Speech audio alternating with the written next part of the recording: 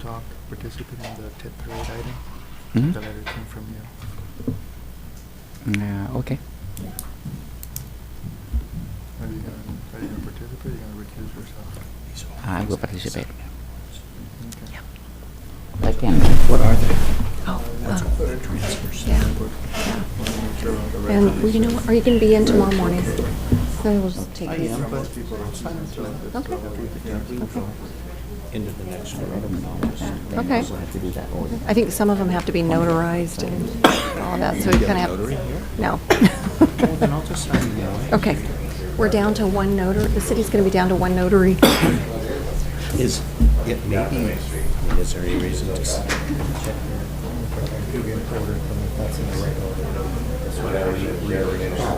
Okay. So Terry, here's the order that he wants to do these in. He wants to go oral. Consent. Okay. Then he wants to skip to items, And then other other bodies. bodies, and the public hearing. Perfect. Yes. Perfect. Perfect. Yeah? Yeah? Okay. Just trying to get clarification on, because we're reordering the agenda to try and make things go smoother, so I got a little confused.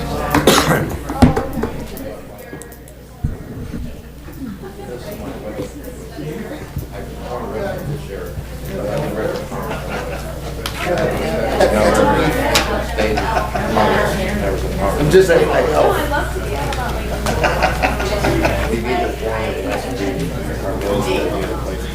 Yes, yeah, but, yes, I know.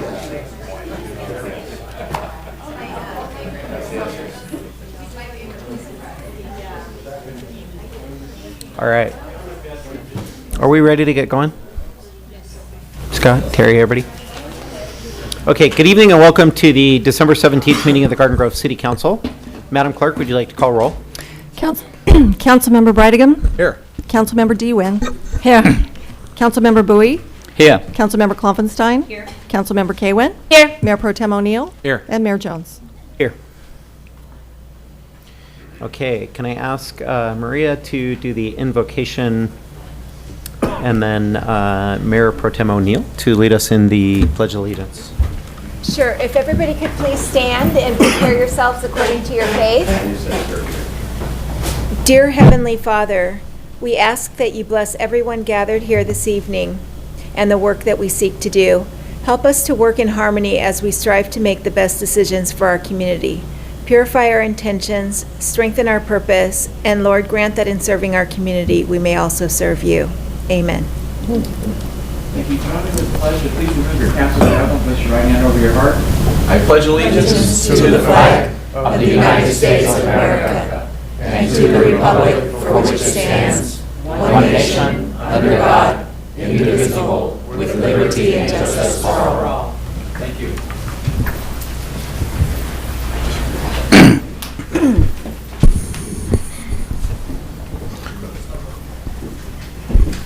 Mr. Mayor, members of council, before we get started, with council's approval, staff would like to remove item 6C, which references the Willowick ground lease from the calendar this evening. Hold on a second. 6A, I'm sorry. Yeah. Remove item 6A. Okay, so just to clarify, we're going to completely remove 6A, the Willowick item from the agenda. That's Completely. correct. Okay.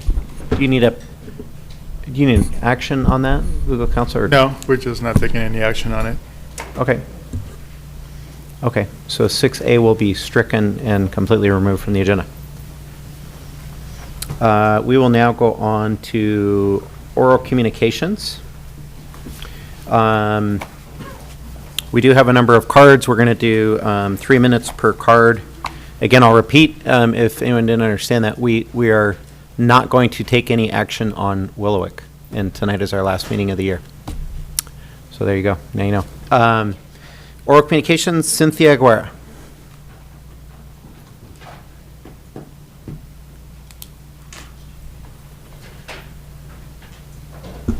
Oh, sorry. Well, good evening.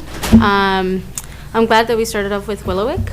My name is Cynthia Guerra, and I'm a resident of Santana and also a member of the Rise Up Willowick Coalition. And I'm glad that we started off with Willowick and you acknowledge the fact that you're not going to move forward with the vote. I'm a little disappointed that it took legal action to have to get to that point, to not take that vote, because all along this is what we have been saying, that there's the city's responsibility to see how to comply with the law, with the Surplus Land Act and with AB 1486, and it took multiple meetings for the community members to come here, legal action, for us to bring us to this point a week before the holidays, to make sure that this deal didn't go through before the end of this year. I am happy that the vote is not taking place, but at the same time, we still need the council to really work with the community, to really come to the community, to see what it is that the community needs from that land, what it is that the vision the community has for that land. And, you know, through this whole thing, this whole year, we've been reaching out to the council. We've been, you know, either through public comments, through emails, through letters that we've submitted to this council, to the city clerk for public record, through phone calls, and we haven't received anything. So I am hoping that the fact that now a court judge in Los Angeles County granted the preliminary injunction preventing all of you from going through with this deal before the end of this year, means that you will actually be complying with the law, that you will actually be working with the community to try to see how we can make sure that Willowick really benefits the community that lives around there, that it meets their needs. It should have never gone to this point. The vote should have never gotten postponed for a week. It should have just never happened. You have our contact information. I'm hoping that by the end of this year, you can reach out to us. There's only a week and a half left or so, maybe 2 weeks left in the year. So I hope that you have time, just like you had the time to negotiate with McQueenie, the firm, and to try to rush this deal, that you also have the time to actually meet with your constituents, to meet with the residents who have been advocating this whole year to try to get in contact with you. You have our contact information because we've submitted it for public record. We've done all of this. So please do, by the end of this year, reach out to us. And I mean, I'm happy that we had such a strong legal team and that we all believed in the fact that, you know, there was something out there to protect the community. And, you know, even if we had to come, you know, to this decision a week and a half before the end of the year. So please reach out to us. We've made ourselves available. Thank you. Karen Rodriguez, followed by Sean Drexler.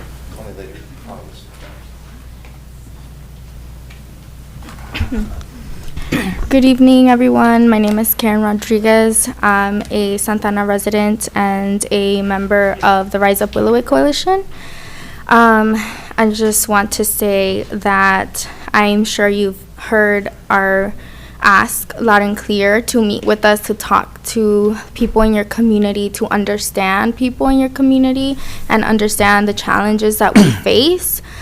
We need affordable housing. We envision a park and open space that's accessible to us. We need places to exist that doesn't expect us to pay, that doesn't expect us to live there in a private community. This is a matter of erasing the community that exists, and we are here and we are here to stay, and we invite you to talk to us, to learn from us and to work with us and to actually do right by us. That is a full expectation that we have. I also would like to echo Cynthia's sentiments in saying that we are very lucky that we have an amazing coalition of members and legal team, because I'm so sure we would not have been here in this moment because y'all would have sold off our land already. And that would have been detrimental to our community and our existence. So once again, we invite you all to talk to us. As you can reach out to us via email, review our website for our community report and something that we've contributed to y'all the week prior. And so of course we're here and we're open, and we need you all to be as well. Thank you. Excuse me. Thank you. Sean Drexler, followed by Tom Raber. Good evening, City Council, Mr. Mayor. My name is Sean Drexler, proud member of the Rise Up Willowick Coalition. Didn't think I'd be so happy to be here at the City Council, ever. We got our injunction. It's a pretty good night.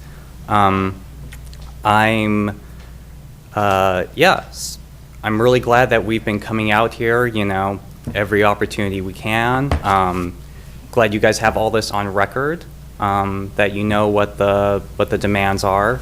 But so far this has been, a one-way conversation, us talking at you a lot. I'm sure you're sick of that. So yeah, like my comrades before have said, please meet with the residents so it can be a two-way conversation. I'm not just excited for the future of Willowick. I'm also excited for you guys because this is really a real opportunity for you guys to start things over a bit.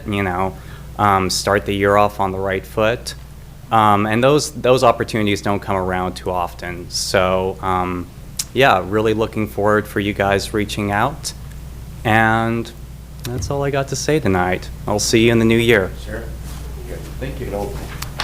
Tom Raber, followed by Jonathan Abakumoff. Yes, hi, I'm Tom Raber. The first thing I'd like to do is give an applause to George. For over a year, I've been trying to get Garden Grove Police Department to have a parking enforcement. Has not been there since 1981. So I'd like to thank George and also the other 6 people that voted for it. Willowick.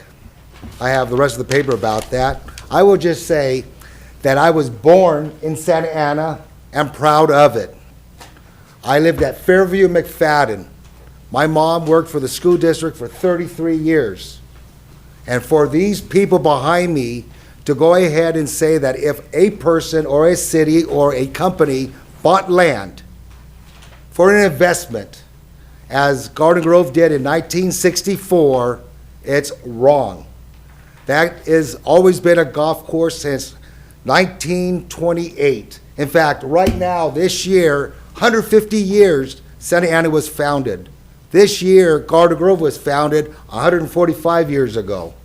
We are brothers and sisters next door to each other. As a kid growing up, I used to go to Lantis Park. Just so you know, it was built in 1963, and I was born in 1961. In the beginning, my brother and myself would go there. It used to be free. Then it cost a dime. And then I was married and had a son. Then it cost me $1. And then I had 2 more daughters, or I had 2 daughters, and it still cost me $1, and it's only $2 to walk into that park. The favorite ride there was always the Dragon, all the way at the far end. There are other parks in Santa Ana, 22 in fact. There's a park, the Centennial Park, right off of Fairview and Edinger, 69.5 acres.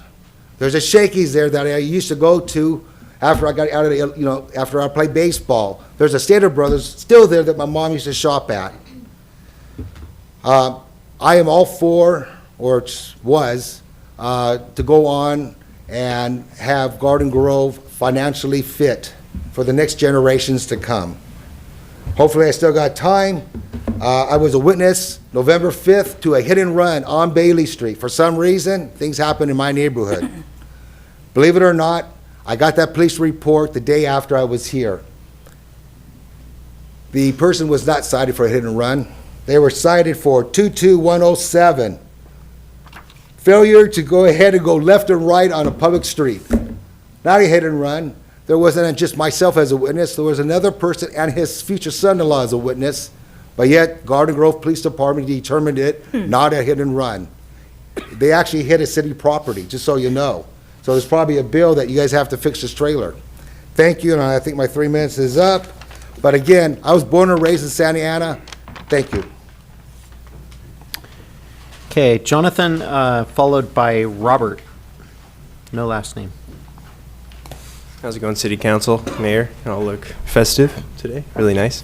I don't really have much to say since the injunction passed, so that's really good. I'm with the Rise Up Willowick Coalition and also just a concerned citizen. What I have to say is, so now that the injunction's gone through and granted, to kind of move forward on the right foot, because, like the dad joke, see you next decade kind of goes about starting off the new year and the new decade, right, about really reaching out to your constituents and, giving power back to the people and really trying to be transparent with them, especially with their land. So use this opportunity. I know this is the last city council meeting, but that might give you some more time. I don't know what you guys are up to, but might give you some more time to really reach out to the communities out there and see what's going on with them, and really reach out to their needs, because I know elections coming out next year, so that it'll benefit you, and it'll also really benefit the people living around you and your constituents to really take a stand with that as well. So thank you very much. Thank you. Robert, followed by Sandra. No, Robert? Sandra, followed by Kaylin Tiff. Good evening. I often think that our vision for the Willowick Golf Course sounds like science fiction, but then I reconsider and see that it only feels that way because of the gatekeepers, people like this council that prioritize profit over people. I am elated and proud to be part of a coalition that is holding this council accountable in every which way, whether it's through legal means, as y'all have seen through today's hearing, that has you comply with AB 1486, and through grassroots organizing. We will keep on coming to these meetings until we are included in the process for developing the Willowick Golf Course. You still have an opportunity to reach out to the residents living around Willowick by the end of the year. You also have an opportunity to follow the law and prioritize a vibrant and Latinx community that has given so much to Garden Grove. Thank you. Okay, thank you. I'll make sure. Kaylin Tiff, followed by Anthony Lamaster.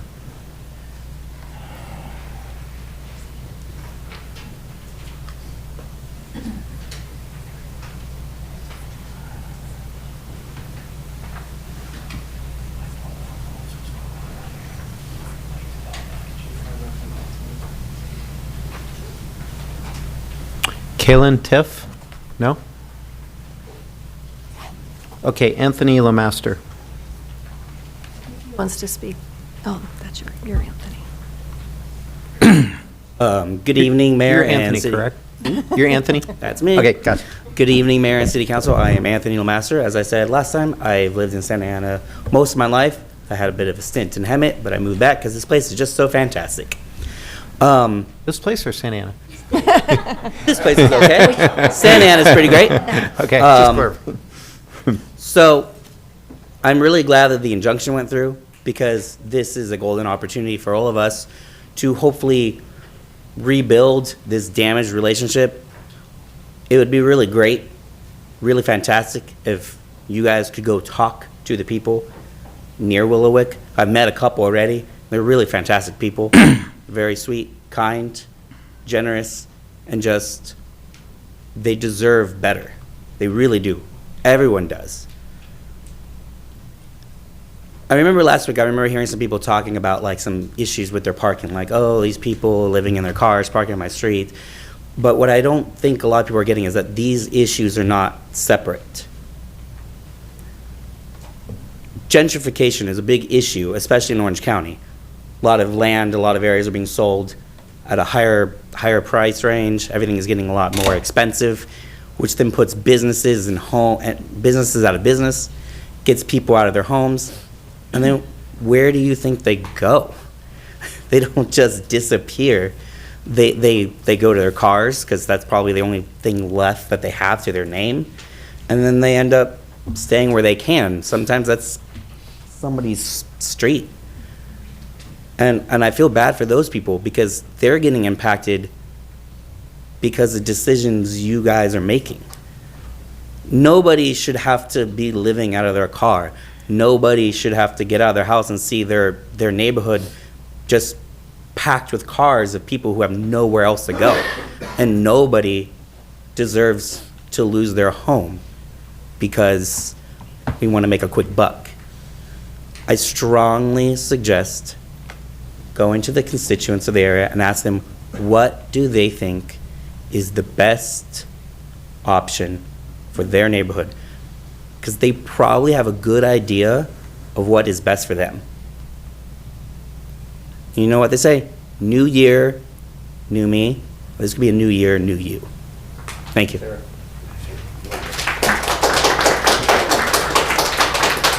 Dustin Nguyen, followed by Sarah Latham.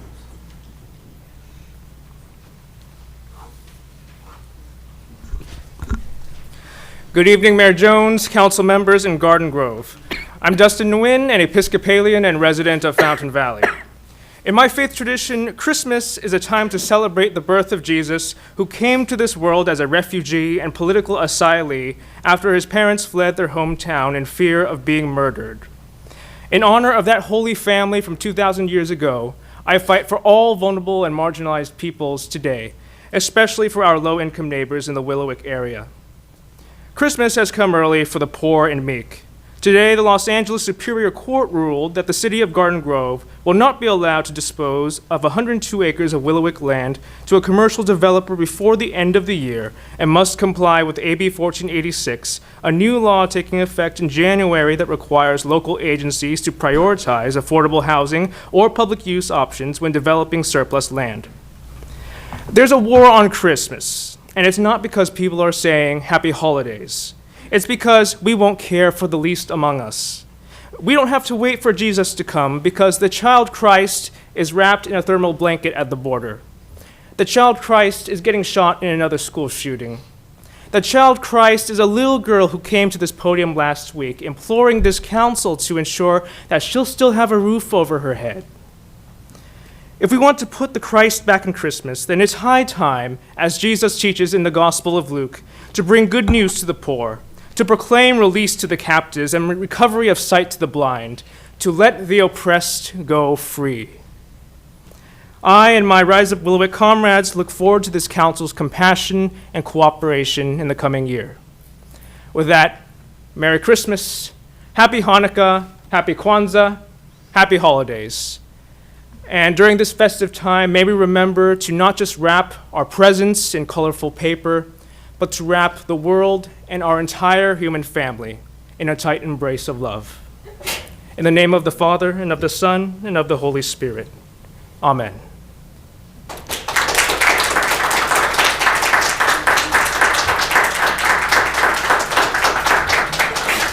Sarah Latham.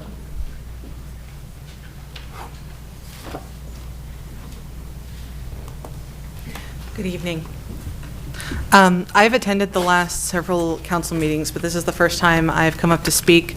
I'm here in support of the people who have come to you from Rise Up Willowick. And I just want to explain something that may not have been obvious, although it is to me, that what has been expressed to the community, regardless of the intention of this council, is contempt. And if you wish to show your community that you do not hold them in contempt, you will listen to them, you will bring them in, you will, respond to their request to contact you. We're coming up on 2020. This is an election year, and this is very important to the people of this community. The people of this community, aren't going anywhere. And, we remember when we can tell the other people of this community, but the people of this community know. Of course, there's still opportunity for change. A lot of times people will remember the last big thing right before an election. So, if you do something big and important for the community right before the election, I think that will tell people, this is someone who cares about this community. And if you go against the will of this community right before an election, that will tell the community we don't care about them. and, you know, that's what there is to it. The other thing is that an injunction, the presence of an injunction tells you that you're not really doing what you're supposed to be doing if you have respect for the law. And the thing is, that's something that I have heard people tell you again and again over the past weeks at these meetings. So, I hope that you will express respect for the law and respect for your constituents. Thank you.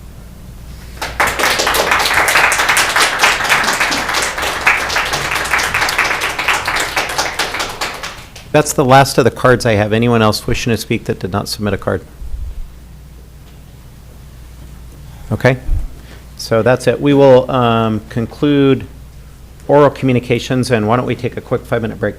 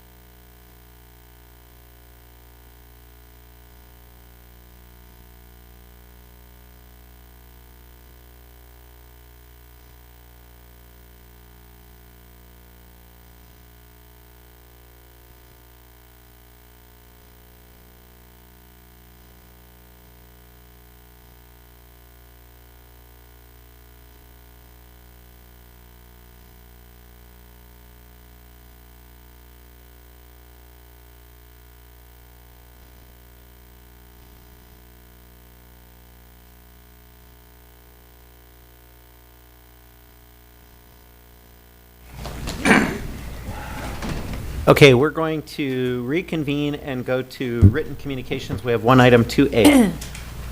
Item 2A is a consideration of a written request from the Little Saigon Tet Parade Committee that the city would be the honorary sponsor of the 2020 Little Saigon Tet Parade. And this item is about the Little Saigon Tet Parade Committee, which has submitted the letter that you received in your agenda packet, requesting that the city be the honorary sponsor of the 2020 Little Saigon Tet Parade.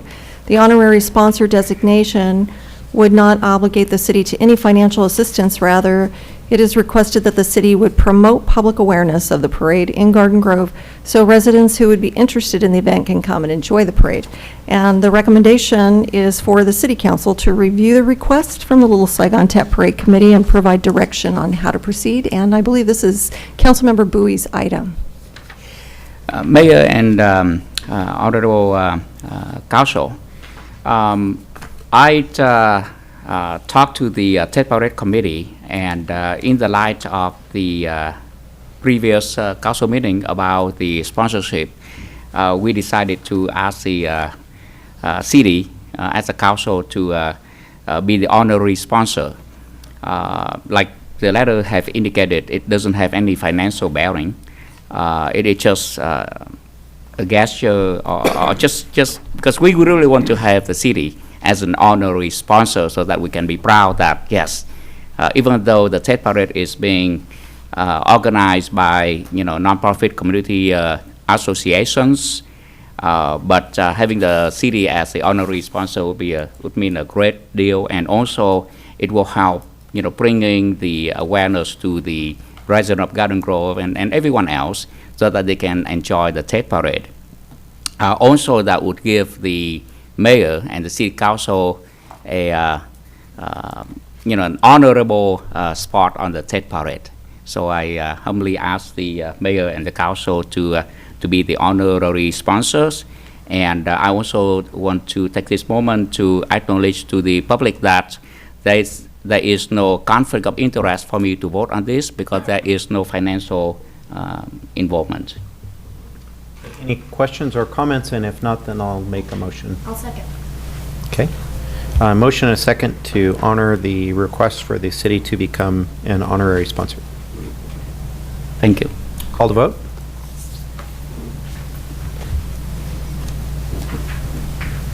Motion received, 7 yes votes. Good. Okay. Well, actually, the Toyota Place dealership on Crass already agree to sponsor the Tet Parade in the sense that they will offer to us on their own whether or not this go through. So I'm really thank you to Toyota Place in Garden Grove. Alrighty, we're going to go a little bit out of order, so we're going to move the other legislative bodies to later. Part of that is because there's a housing authority item that is a dual item with council, so we'll take that first. So we'll move on to consent items, and it's recommended that 3A through 3C be acted on simultaneously unless anyone would like to pull an item. Any pulls? Seeing none, do I have a motion? Move the motion. Second. Call the vote. Okay.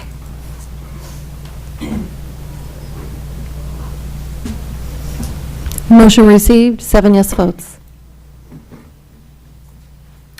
Alrighty, that concludes consent items. Again, going out of order, we're going to move on to items for consideration.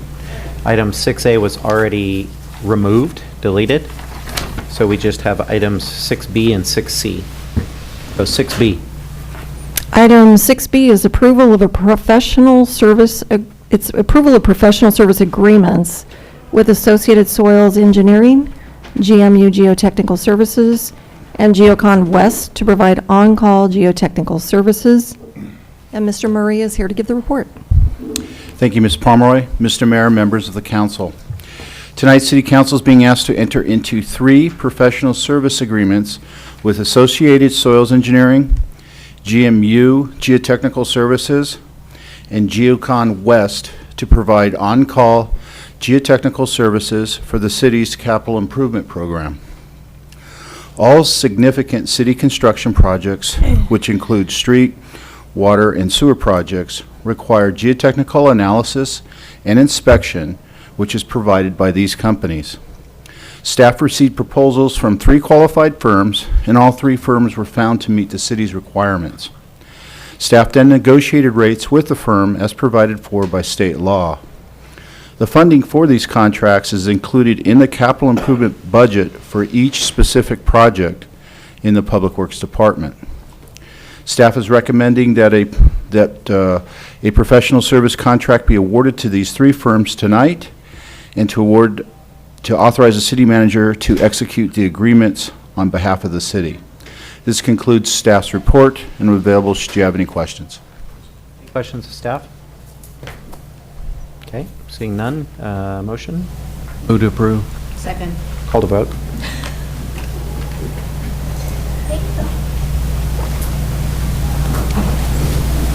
Motion received, 7 yes votes. All right, 6C. Item 6C is adoption of a resolution establishing a general fund reserve policy. And Mr. Stiles would make a comment. Yes, Madam Clerk, to the mayor and the council members, just a brief comment before I introduce Patricia Song, our finance director. Council members will remember that earlier this year, we worked closely with the staff in the finance department, submitted a balanced biennial budget that with the approval of the city council, so that's in place. We later came forward with taking baby steps with our unfunded pension liability to create the 115 trust, pre-funding our pension payments, and with some of the interest going into the 115 trust. So we've taken that step. And then the other action that we wanted to come back, we told council we would come back, is for your consideration of start to put together a reserve fund policy for the city council to think about and consider. Ms. Song and her staff have worked on a reserve fund policy consistent with what a lot of other cities are doing, and consistent, I think, as she'll tell you, with GFOA, which is Government Finance Officers Association. So with that, bear with us a little bit. Some of this gets a little tedious, but it's also really, really important from a bond rating perspective and other reasons, and happy to turn it over to the finance director at this time. Thank you, Scott. Madam Clerk, would you mind to put the slides on? Thank you. Good evening, Mayor and council members. We're happy to bring you the general fund reserve policy for you to review and adopt tonight. As Scott mentioned, it might be a little tedious. We beg your pardon, I beg your pardon to hear through it, because this is a financial policy. A lot of financial terms has to be included in here. So a reserve is also known as a rainy day fund. Prudent financial management requires a reserve established at a sufficient level to ensure the city's ability to maintain vital services to our community during times of economic downturn or catastrophic loss. Even though a reserve is not a guarantee that the critical services will not be impacted in case of unforeseen situations, having a policy in place will allow the city to navigate through challenging times and achieve long-term fiscal success. This slide shows several highlights of the proposed policy. First of all, the policy establishes the minimum and targeted reserve levels. It also categorizes 3 distinctive reserve components, among which the first 2 components are considered operating reserves. And the third is reserved for certain one-time non-operating revenues. Finally, the policy defines the conditions that warrant the use of each of the reserve components, the funding mechanism, and how to replenish the reserves once they are used. We will go into further details on each of the policy highlights shortly. As I mentioned, since the reserve policy is a financial policy, the terminology, concepts, and classifications are required to comply with the generally accepted accounting principles and the statement issued by the Governmental Accounting Standard Board. First, let's take a look at what exactly a reserve is. A reserve is a component of fund balance. Fund balance, in a simplified term, is the difference between assets and liability, or typically considered equity. Fund balance is a measurement of financial resources available to use, and naturally, one can only set aside the resources that's available. Once the funds are earmarked, the money becomes reserve and can only be used for the intended purposes. Now let's take a look at the classification of the fund balances and the extent that our proposed policy would cover. As mentioned earlier, Governmental Accounting Standards Board sets certain criteria on how a government can report and account for their financial transactions. Specifically, for fund balance, the classification is into 5 categories. The first 2 categories are not covered under the proposed policy due to its inherent nature. They are either non-spendable or limited by external restrictions. Examples of these categories include long-term receivables, inventory, or prepayments. The proposed policy covers the remaining 3 categories with the focus on committed fund balance. This portion of the financial resources are designated for specific uses by the City Council through formal actions, such as a resolution. We will dive in deeper on this category in a little bit. The other 2 categories of unrestricted fund balance are called assigned and unassigned fund balances. The assigned fund balance are money set aside for planned projects or programs, even though it does not take the City Council's action to assign these financial resources. The use of it requires council approval through normal budget process. An example of assigned fund balance is the funds that we set aside for the ERP project. Unassigned fund balance is simply the remaining balance that is not earmarked for any specific purposes. Okay, let's take a look at the committed fund balance. As mentioned earlier, the policy allocates the City Council committed fund balance into 3 pots of money. Stability reserve, which is maintained to mitigate financial risks associated with unexpected revenue shortfalls due to change in economic environment. The second component is catastrophic reserve, which sets aside funds for use in public emergencies such as natural disaster, terrorist attack, or other unforeseen catastrophic events. These 2 are considered operating reserves, and their funding level is established by the policy. The last component of committed fund balance is reserve of designated revenues. The policy defines designated revenue as inflows or resources that are not associated with the city's normal, routine operations. Examples are sale of city-owned assets, major settlements, one-time contribution or donation received, or other non-recurring transactions. The intent of reserving these resources is to ensure prudent budget practice and enforce fiscal discipline by preventing one-time non-operating revenue from funding ongoing operating expenditures.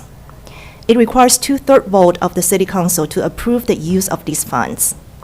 The typical uses include investment in new revenue-generating measures, one-time spending that will result in ongoing cost savings, or other one-time efforts that brings ongoing benefit to the community as determined by the City Council.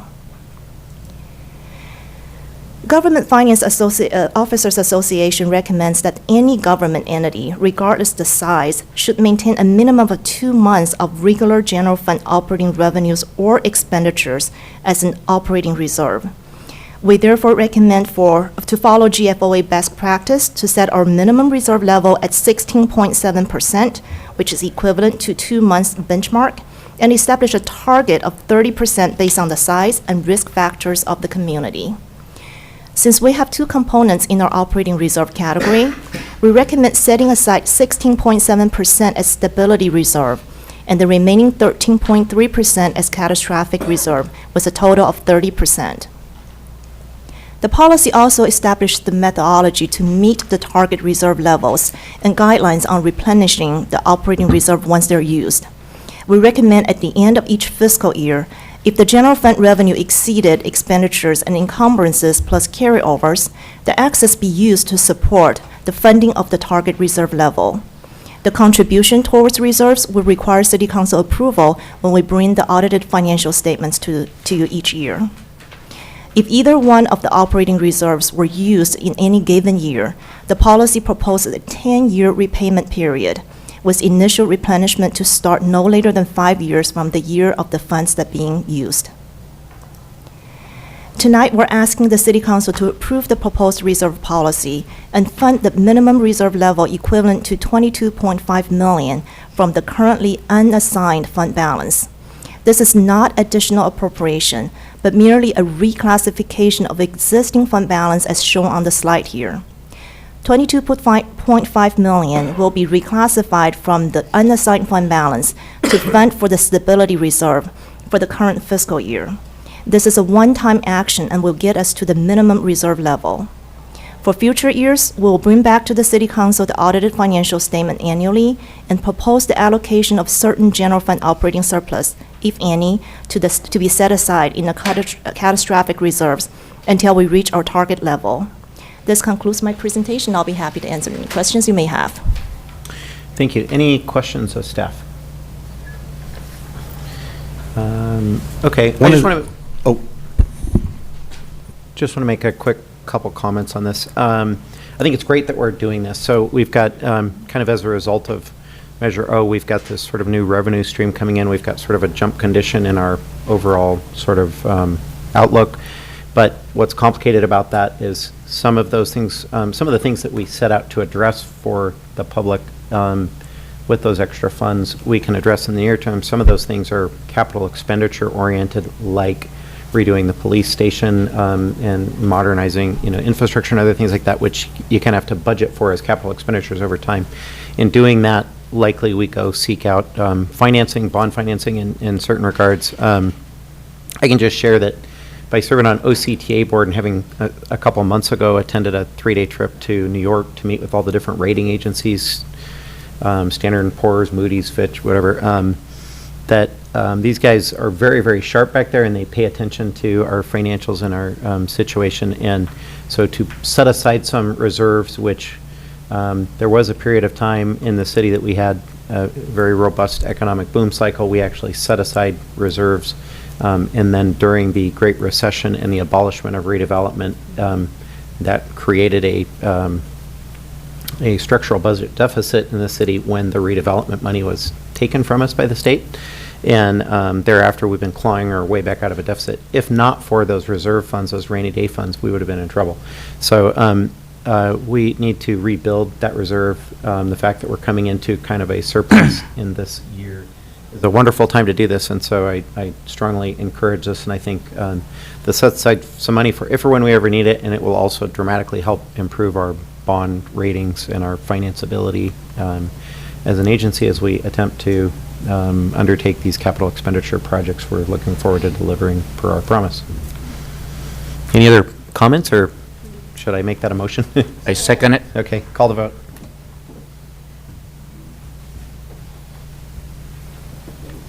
Motion received, 7 yes votes.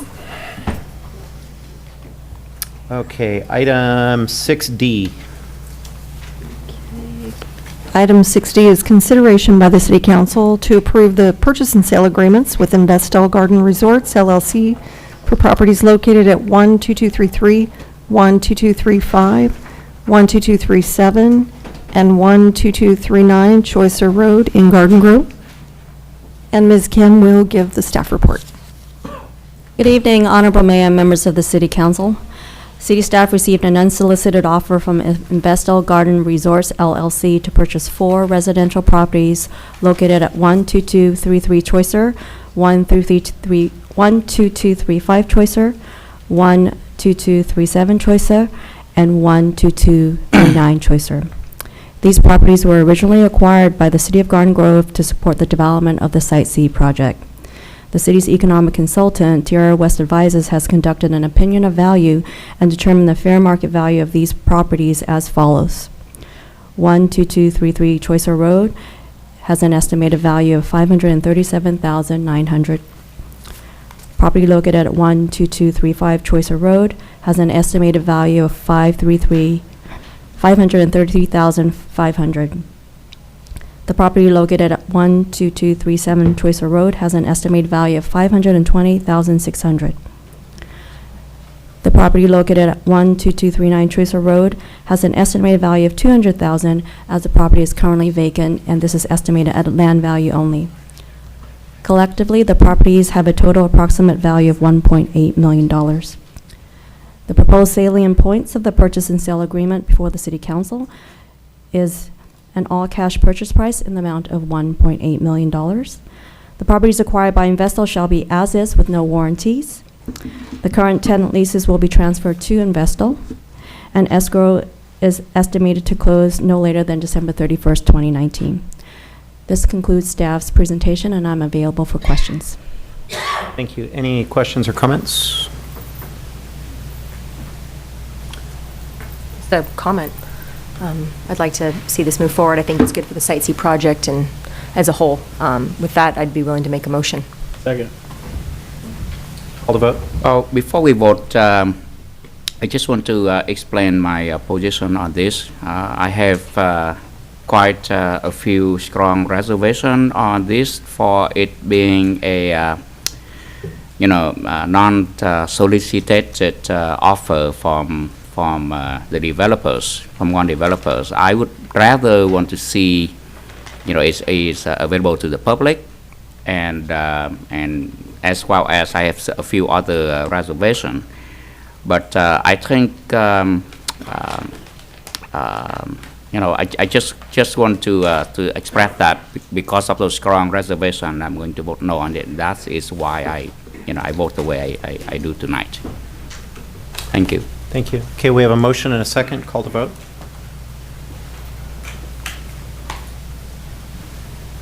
Motion received, 6 yes votes with Councilmember Bowie voting no. Okay, we're going to go back to conducting other agencies.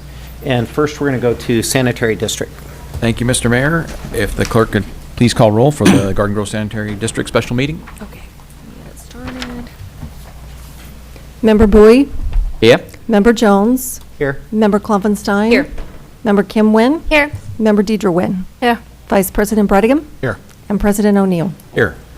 Thank you for that. We've already held oral communication simultaneously with council. We have one consent item. This is to receive and file the agreed upon procedures applied to appropriation limit worksheets for fiscal year 2018-19. Do I have a motion on that or a? Move it. Yeah. A motion, second. Any discussion? Call for the vote.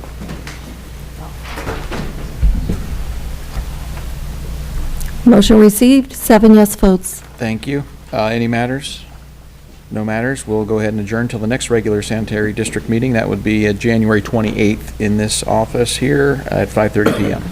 We'll adjourn back to, I believe we're going to go to housing. Madam Clerk, please, roll call.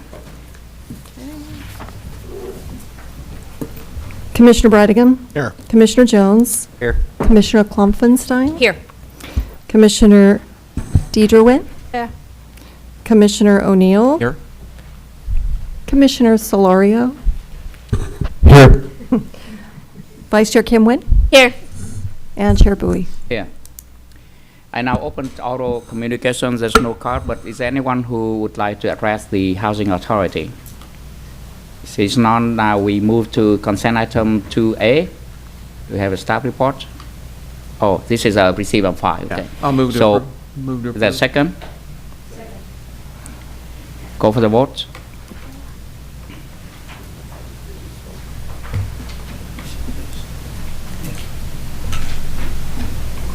Motion received, 8 yes votes.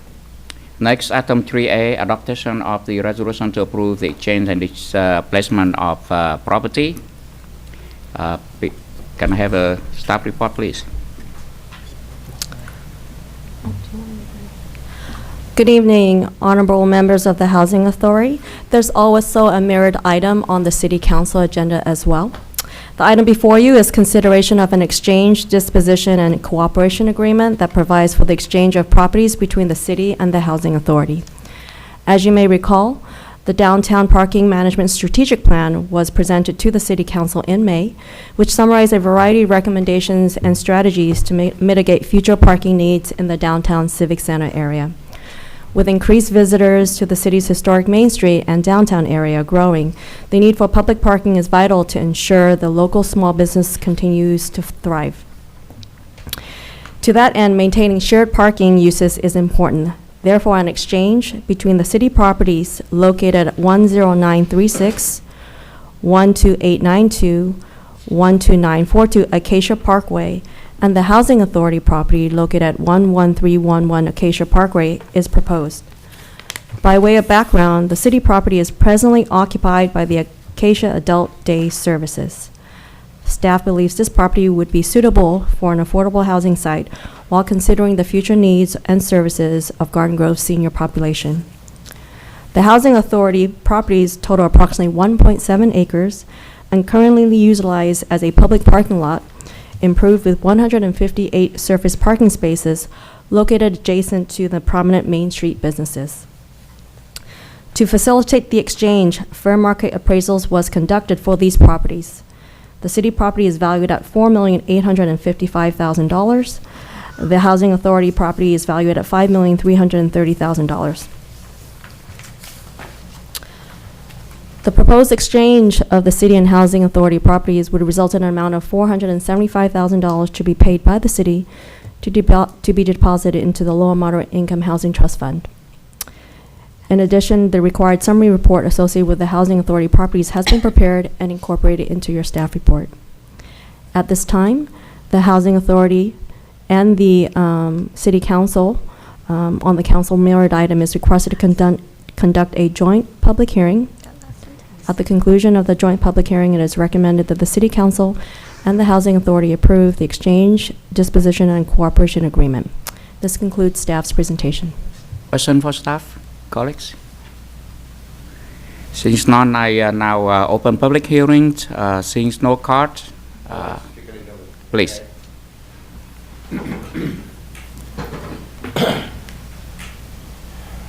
Many years, straight years on transportation, I've always asked the question, I thank you for the study, but you're missing a whole lot in this new problem with your transportation of your corridor.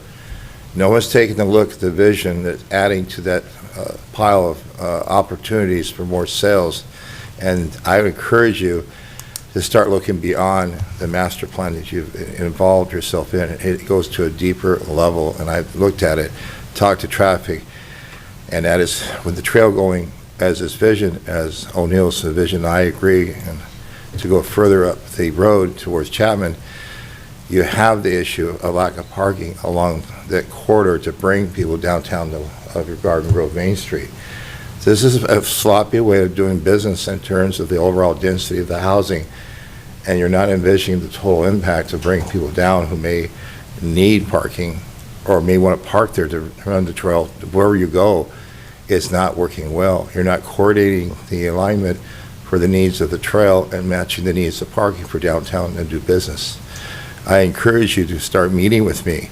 You don't have staff to do anything, and you're dreaming yourself into a dreamland, and we get from election, it won't happen because you don't have the contracts to write grants. You're losing $3 or $4 million at a whack, and you think you want irrigation. You're just having a dream. You've got to do more as a council and be active in Sacramento and Congress, which I do. And they're listening, but you're not talking. So you want irrigation, you want parks, you want trees, don't sit there and let everybody else do your work. You've got to do it yourself because they don't have the staff, because of the pension and the voice vote see with the firefighters and the consultant that told you 2-3 years ago, it ain't going to happen until you start doing your job in legislation to bring the money home to help rebuild your city and your parking structures. Because you don't have parking structures at Berkhurst. You don't have it because the woman that owns the property. The only thing you have is Magnolia, and that's all you got to park from between A and downtown Main Street. Okay? You're just dreaming. Thank you. Anyone else? Since none, I now close public hearing. Colleagues? I'd like to move it. Second. Madam Clerk, please vote.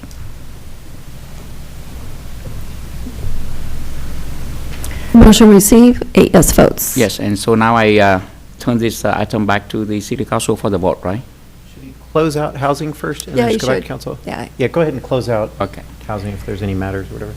Sure. Any other matter from members of the Housing Authority?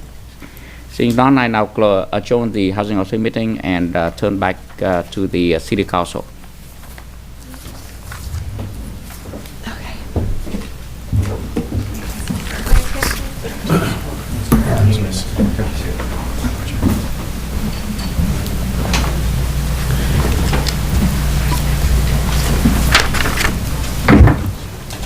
Okay, we'll reconvene City Council, and this takes us back to the tangent item, public hearing 4A.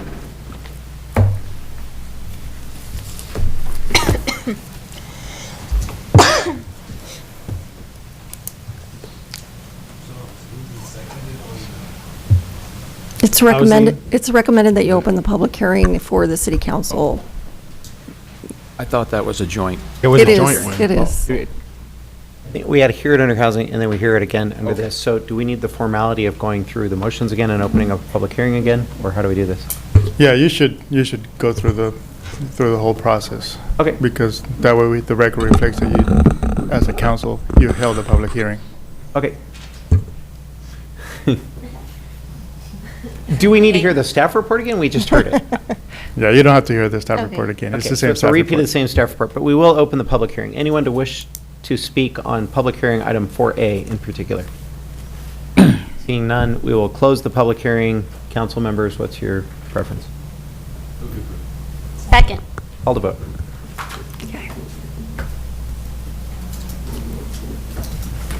Motion received, 7 yes votes. All righty, thank you. That takes us on to matters. We One do- more item. Oh. Want to make sure that the city council, that the motion included the appropriations. Yes, as recommended. By the staff report. Good. We Do we need just to wanted vote? to make sure the record included that Clarify that on information. record, Yep. Okay, so that concludes public hearings, takes us on to matters. We do not have any listed matters, so any matters from council members will go around the horn. Oh, I'll just say Merry Christmas to everybody. Happy New Year. We're not going to see we'll see each other, but we won't be meeting formally until 2020. So happy holidays. Thank you. Same here, just wishing everybody a happy holidays, Merry Christmas, Happy Hanukkah, Happy New Year. Really looking forward to this next decade, 2020, wow. So be safe, and we'll see you next year, next decade. I want to echo to that. Happy New Year's. Merry Christmas, Happy New Year's. Best wishes, and be safe.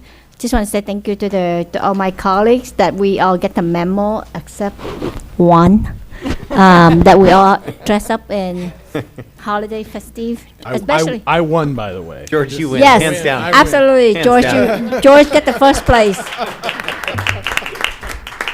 But we should take a picture together, right? Kim. Just a quick shout out to some of the great events that we had this past week. Winter in the Grove. Nice try on trying to beat me, George. Maybe next year. And OC Autism Breakfast with Santa. Julie into OC Autism, thank you for putting on that event. It was yet another amazing year. I wanted to wish my baby brother a happy belated birthday because I totally messed up and didn't say it at the last meeting. So happy sweet 16. And a happy anniversary to my parents. 16 years of marriage now and putting up with me. And just a huge thank you to staff for this amazing year and all the hard work that you've done. Just wanted to say how much I appreciate you and all of the emails and replies that you do so quickly for me whenever I have some spontaneous question. And happy holidays and happy new year to my colleagues. I'm looking forward to what 2020 brings for all of us. Mine is definitely in the Christmas spirit. I just want to remind everyone, we have a lot of beautiful decorations and lights around our downtown. City Hall is lit up. We have the Christmas tree at the clock tower.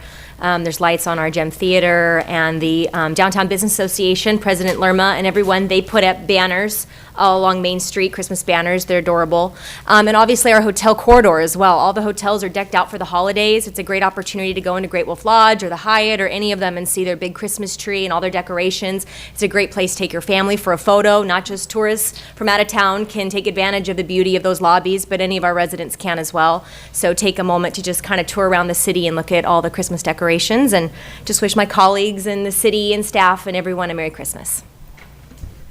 Same here. I would like to express my appreciation to everyone, especially for my supporters, and a happy holiday to everyone.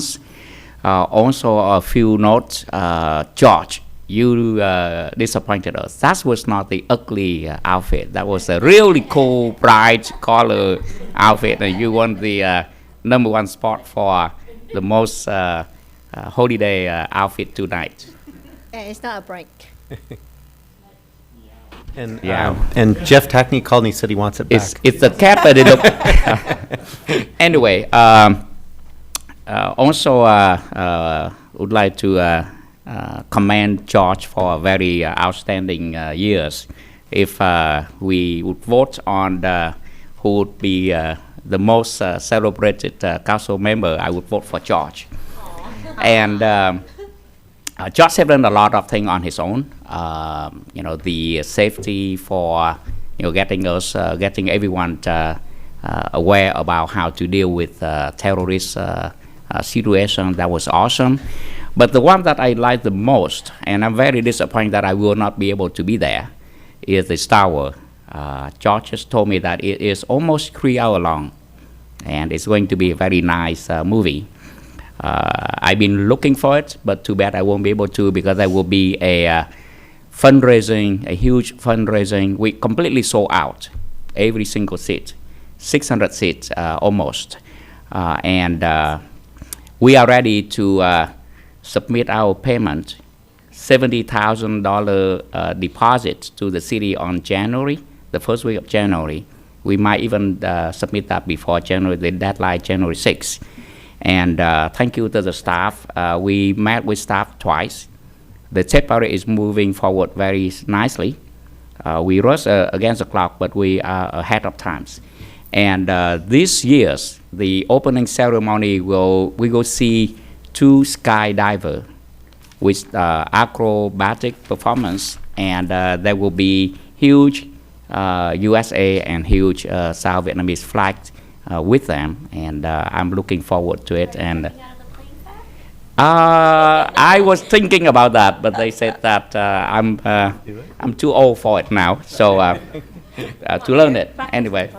But we're looking forward to it, and looking for the moment when the mayor and the council member, all 7 of us, will be able to cut the opening ribbon. This time, because the Westminster Avenue, there's at the section where it's near the Showroom Mobile, it doesn't have any divider, any tree. So the ribbon will be from one end of the sidewalk to the other end, and it's long enough for all of us, including me, to be there and cut the ribbon. So, and Mayor Jones, you will be giving an opening remark on the stage as well. Thank you. All right, Scott? Yes, Mr. Mayor, council members, just Merry Christmas, Happy Holidays to everyone. And I just wanted to remind the public, City Hall will be open next Monday for any last minute business you need to do with the city. And then we have our holiday closure December 24th through the 31st. So, but we will be open this Monday if the public needs to come into City Hall. Thank you. Just quick 2 things. One is quick, just end of year shout out to our city staff. I think on behalf of all of City Council, just want to say thank you for putting in just an atrociously long and hard year. I mean, actually, this year flew by like a flash because we were just so intensely busy. I don't know if anyone slept. I know I didn't since January, and I can't believe it's already December. We just had so much on our plate. We had such a productive year. And even in the areas where we didn't completely accomplish what we set out to do, there was a lot of heart and soul that went into trying to represent the very best interests of this city and these residents in our city. And I just want to thank everyone for all the effort they put into it. I think hard work is tough, but it's also rewarding, a lot more so than kind of meaningless work, right? So I think, I hope everyone feels the same sort of passion for what we're accomplishing, what we're doing, the way we're turning heads and changing the way people look at the city. It's really happening. And I just want to thank everyone behind the scenes for all their hard work and involvement in that process. And then I'm going to adjourn in memory of a city employee and custodial supervisor since 1996, Mr. James Cunningham. James passed away recently after losing his battle with ALS. He leaves behind a grown son and daughter. James was liked by anyone who had the pleasure of meeting him and interacting with him, and was truly respected by his manager and director. He was a dedicated employee who managed the daytime and nighttime custodial staff. He will be remembered for his personable demeanor and his sense of style. He was known for sporting a fedora when he wasn't at work and embracing the soulful R&B tunes from the 70s. Public Works has placed a memorial at the flagpole at the yard in remembrance of the very well-liked and stylish Mr. James Cunningham. And on that- there's no reportable action out of closed session. Okay, and no need for any closed session hereafter, right? Okay, then we stand adjourned. Thank you very much, everyone.